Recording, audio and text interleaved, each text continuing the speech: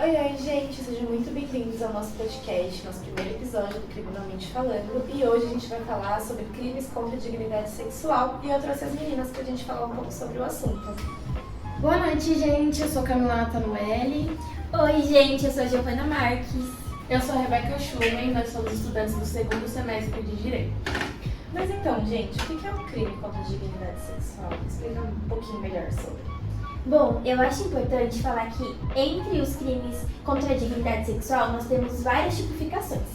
Como, por exemplo, o assédio sexual, que é muito comum em ambientes onde há uma hierarquia, por exemplo, de patrão e funcionário, que é quando você procura enganar uma pessoa para conseguir ter aquela relação sexual. Então, não necessariamente você emprega a força e a violência.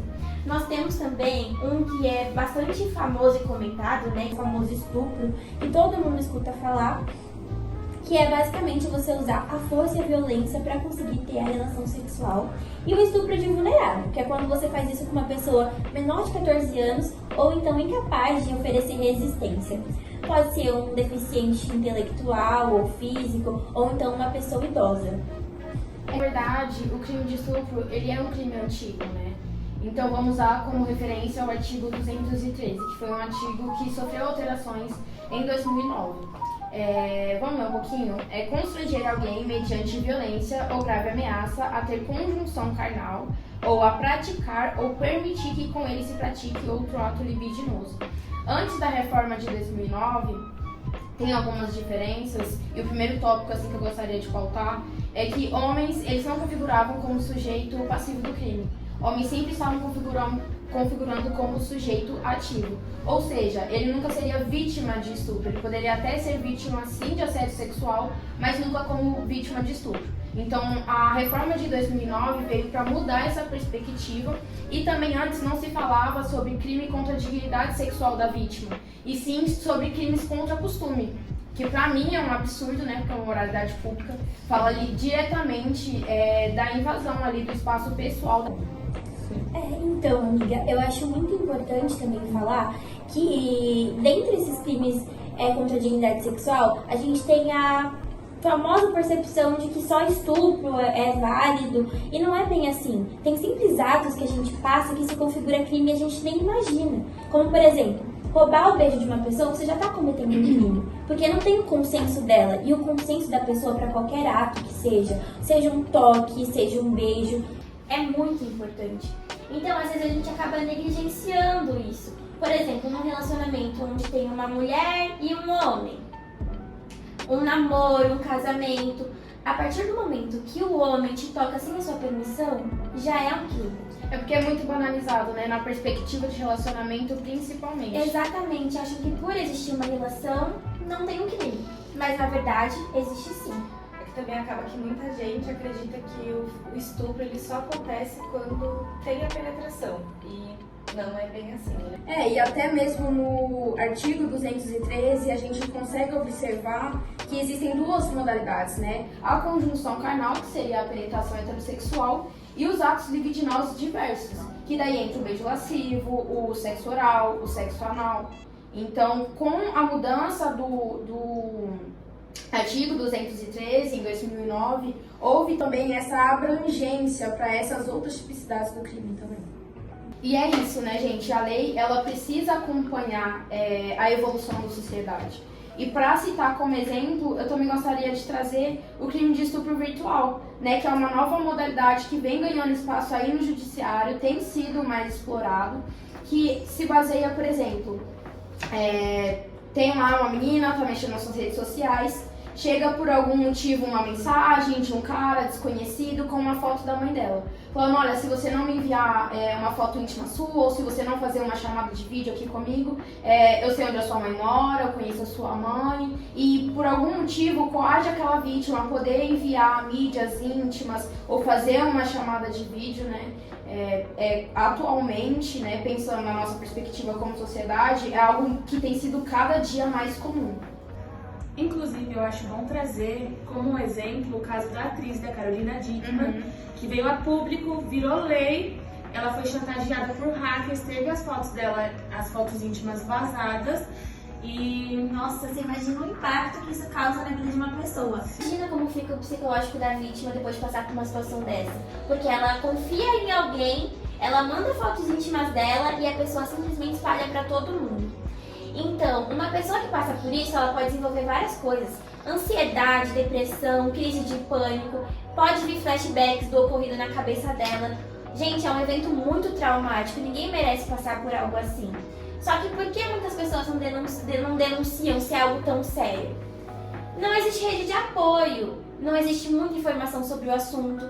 A pessoa pode ter medo de ser descredibilizada. Sim, De não principalmente em acreditarem. casos familiares, né? Por exemplo, um tio, um avô. Exatamente, acontece com muita frequência, gente. É tão importante que a gente deixe isso claro, não importa a situação, denuncie. Exatamente, porque é isso, é quando você faz a denúncia, quando você dá poder à sua voz, que as pessoas vão conseguir ter um mínimo de justiça. Por mais que é um ocorrido que não dá pra voltar atrás, não dá pra, assim, fazer com que não tenha acontecido, mas o mínimo de justiça a pessoa só vai ter quando ela consegue abrir a boca, soltar a voz e denunciar, né? Exatamente, eu acho muito importante deixar isso bem claro. E assim, é uma coisa que acontece muito é a desconfiança nas autoridades públicas. Porque às vezes ela até denuncia, mas ela tem medo de não acontecer nada com a pessoa que fez aquilo com ela. Sim. E realmente, a gente sabe que a legislação brasileira é um pouco falha, mas a gente nunca pode deixar de fazer a nossa parte. A denúncia ela tem que ser feita em qualquer hipótese. Sim, é muito importante para pessoas que passam por esse tipo de situação, gente, denunciem logo após o ocorrido. Mesmo que você não consiga denunciar dentro da sua família, porque por algum motivo você acredita que vai ser descredibilizado, mas tipo, vá às forças policiais, faça essa denúncia o mais rápido possível, porque é mais fácil de constatar aquele crime e pegar aquele criminoso. Pois é. E também uma informação que eu acho muito válida a ser citada é que a Lei Maria da Penha, além de ela ajudar as mulheres contra a violência doméstica, ela também abrange esse quesito de violência sexual.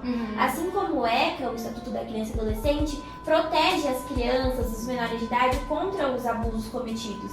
Então, poucas pessoas têm conhecimento disso e eu acho muito importante e muito válido ser citado. Sim, com certeza. E eu acho bom ressaltar a importância da educação sexual nas escolas, para as próprias crianças identificarem os sinais de abuso, Comunicarem, informarem, enfim, alguém de confiança, até mesmo nas escolas, uma professora. Sim, então é isso.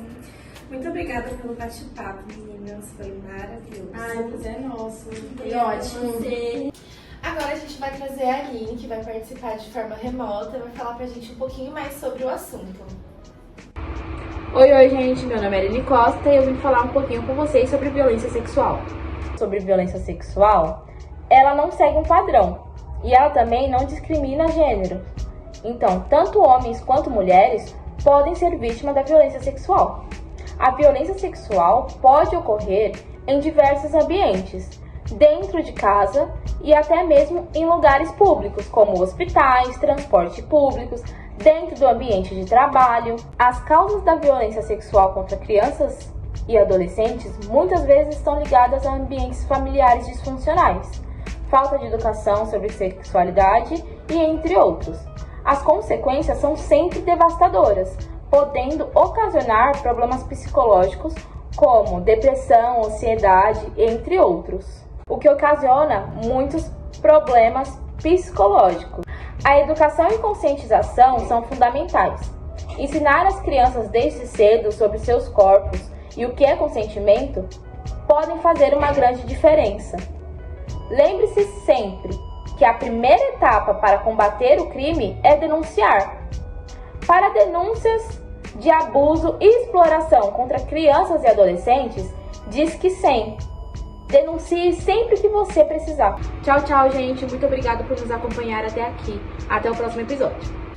Então é isso, meninas. Muito obrigada pelo nosso bate-papo de hoje. Foi maravilhoso, super informativo. A gente É isso, Obrigada. gente. A gente que agradece. Espero que vocês tenham gostado. E se vocês quiserem mais episódios do podcast, pede pra gente que Criminalmente Falando volta pra vocês, tá bom? E eu espero que a gente tenha ajudado a vocês identificarem quando estiverem passando por uma situação de assédio. De abuso, denuncie, não nos calaremos.